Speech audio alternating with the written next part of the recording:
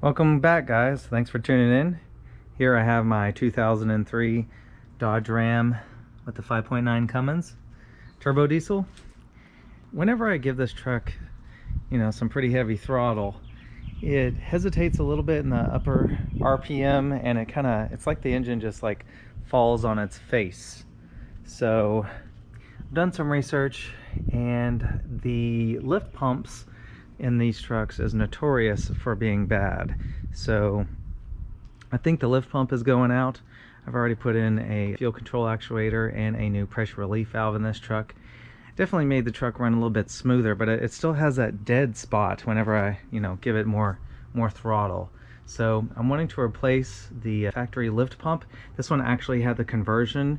It came stock with the lift pump on the fuel filter housing, but this one has an in-tank lift pump, which is slightly an upgrade, but still, if it's the factory Carter pump, then I've read so many posts and so many stories that those just aren't that great. So I would love to go with like a FASS or an Air Dog. Probably a FASS would be my ideal pick, but I want to just try out and just see, something about a third of the price, see if it actually does make it better, if the fuel pressure will increase and the truck overall run better. So I went ahead and got a Airtex lift pump for this truck. It's specifically made for the 98 to 03 models that have been converted by Dodge to the in-tank lift pump. So anyways, I'm gonna get this thing in the garage and let's lower that fuel tank. You do have to lower the fuel tank on this thing to get it out, and it is a very large fuel tank. This one is a 34 gallon. I have it almost to empty, so yeah, that's the whole project itself. Let's get started. Oh yeah, NV 5600, 6-speed on my 5.9 Cummins.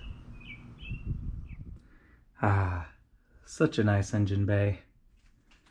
But anyways, for this project, we are going to be working underneath the truck, because in order to get the lift pump out, the in-tank lift pump, we have to lower down this entire very long, very large fuel tank. This one has a 34 gallon capacity, and the first thing that I need to do is disconnect the fuel tank filler hose and the vent hose, which is these two guys right here. Looks like I could use a flathead screwdriver.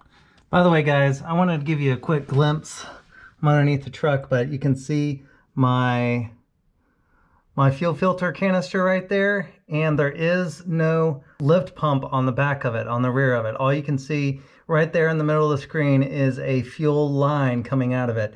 So that is how I know that one of the reasons how I know that my truck has been converted to the in-tank lift pump.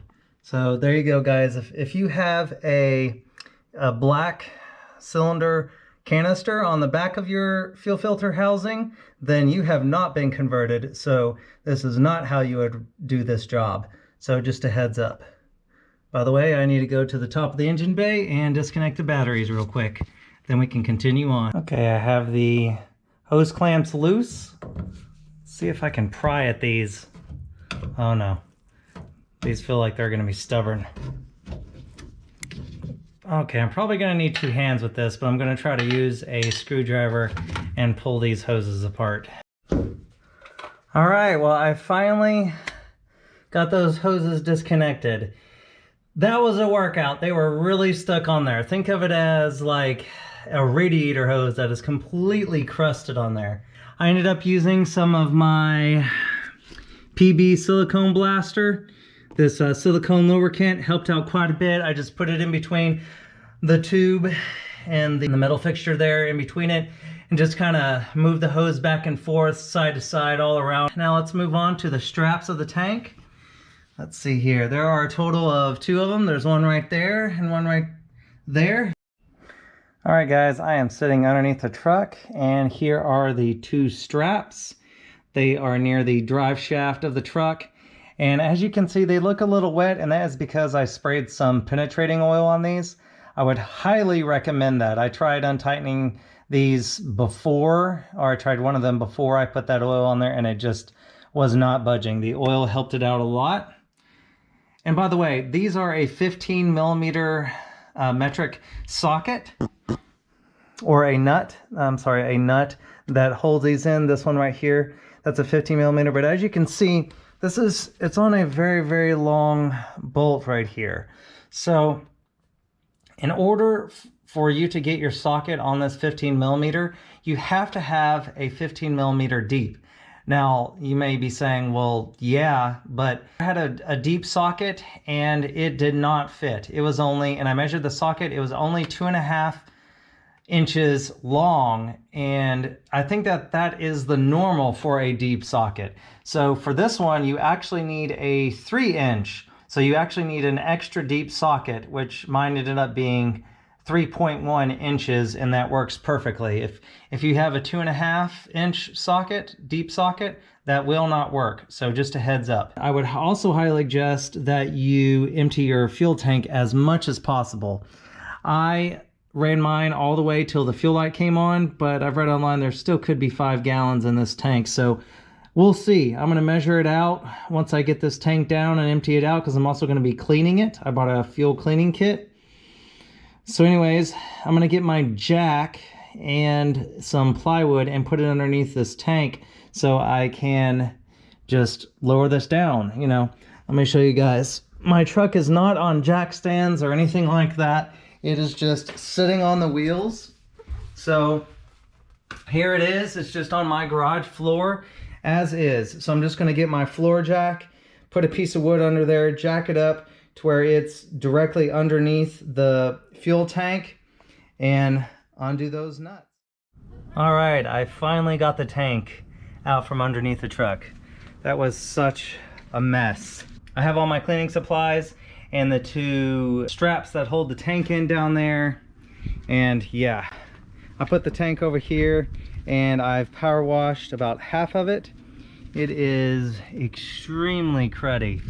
This was all mud. There was just pounds and pounds of mud just caked on this thing. So I got my power washer. I'm going to power wash it off, and then I'm going to have to empty it. I figure there's probably about 5 gallons left in there, so I'm going to go ahead and put it in that jug right there. Obviously I'm not going to reuse that fuel, so I'll have to recycle that fuel. But yeah, this thing is a behemoth, very, very heavy. So I'm going to go ahead and finish power washing this, and then we'll empty it out. Here we go.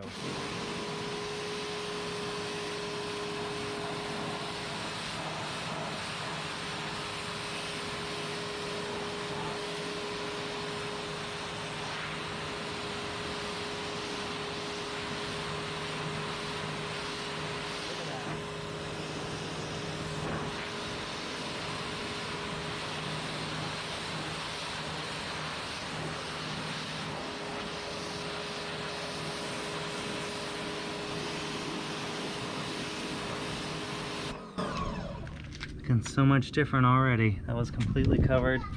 All this was just caked on mud. So anyways, I'm going to finish power washing this, and then we can drain it. All right guys, I have the tank power washed, and I took out my fuel module right here, and look at all the dirt in there. There is so much. I know it's a little hard to pick up on camera, but yeah, there's definitely a lot of crud in there. And then in this tank, you can kind of see, yeah, there is definitely at least a film in there. So it's pretty nasty. I have a fuel tank cleaning kit that I bought. It's a cleaning solution that's good for up to 40-gallon tank. And then it has some lint-free cloths and some gloves. But yeah, so I'm definitely going to clean this fuel tank. I'm going to empty all this old diesel fuel into a can, you know, take it to a recycling center to get rid of this old diesel fuel. But yeah, that is definitely cruddy in there. Here's the original one. I was reading this part number. Looks to me to be a Chrysler part number. Maybe somebody else can say, but yeah, there's the original one. Whew. All right, well, I'm gonna go ahead and get to draining this.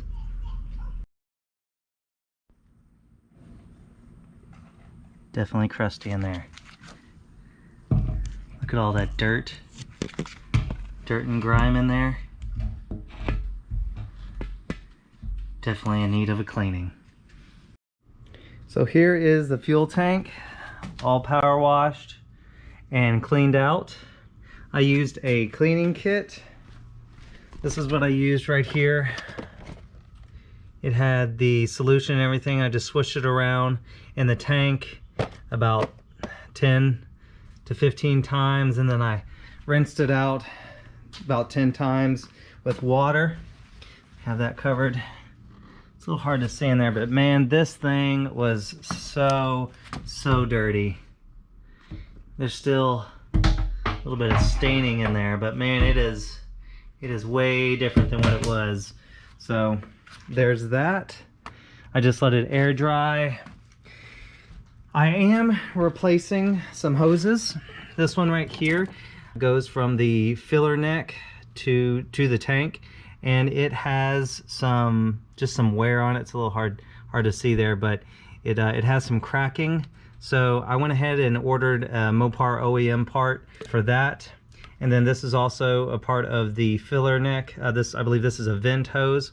They don't make this hose anymore. I searched the part number and it's discontinued.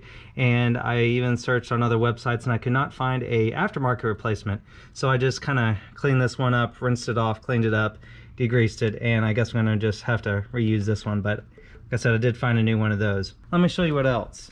So these vent holes were completely, there was like a mound of dirt, like this high of mud and dirt surrounding this, and even in the orifice, you know, was completely clogged. There's that one, and then at the other end of the tank here, there's this one right here. So I got a paper clip and I just dug in this, cleaned it all out. Finally, I got these vents open. And on later years, I actually looked it up. There's a recall. So warning to all you guys with I believe it's like 03 to 05 or 03 to 06. But anyways, there's a recall on this because, you know, debris can actually get in the tank. So warning, guys, if you see that there's not a close off, like a check valve on this thing or something, then there could be debris getting in your tank, and there was definitely debris in my tank. So I looked it up. A solution is, this is a 1/4 inch. So I got a 1/4 inch hose. I just got just a foot of it. I'm going to cut this in half, so obviously 6 inches for each.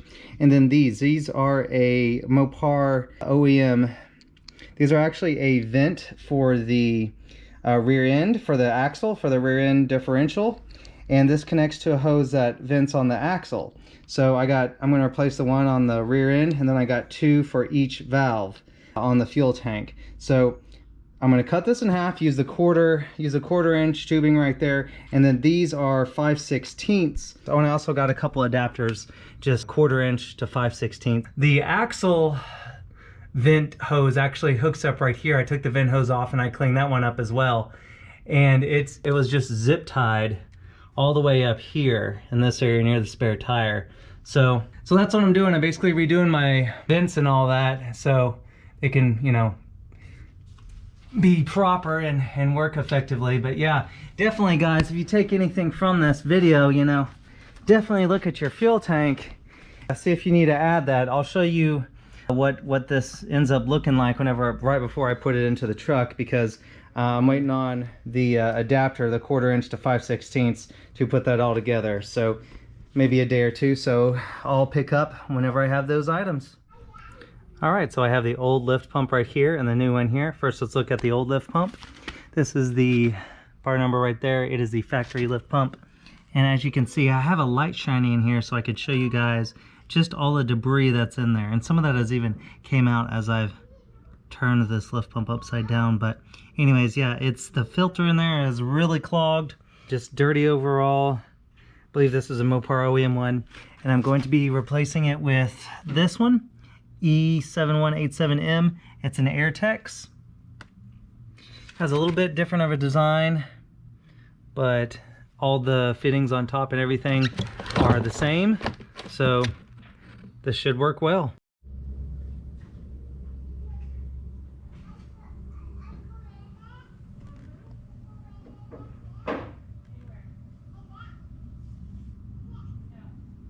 Airtex. Let's go ahead and install it in the tank. All right, guys, I have the fuel tank here. It is all ready to go. As you can see, I put some 1/4-inch rubber hose, and then I have a barbed reducer to 1/4-inch to 5/16. I have the vent hose back on. I have a brand new OEM. This is a Mopar fuel neck hose. That's ready to go. And then I did the same thing on this vent hose right here. Just a little adapter and then another Mopar check valve. So there it is. I'm about to put this on my jack it up and put the straps on. All right, guys, let me show you how I have this. I already have the tank up there. I have my jack supporting it. I just got both straps on to hold the tank to the frame of the car, or to the frame of the truck. And yeah, this was pretty hard. It was a balancing act on my jack. There's a strap right there. I just have the nut loose, and then there's another strap on that side. That nut is loose. It's pretty hard. You have to have the tank down probably about at least 4 inches lower than it is, and then I stuck my hand through here up around the frame. You have to make sure that the hoses are over the frame as well. Both hoses are over the frame, both the vent hose and the filler neck hose right there.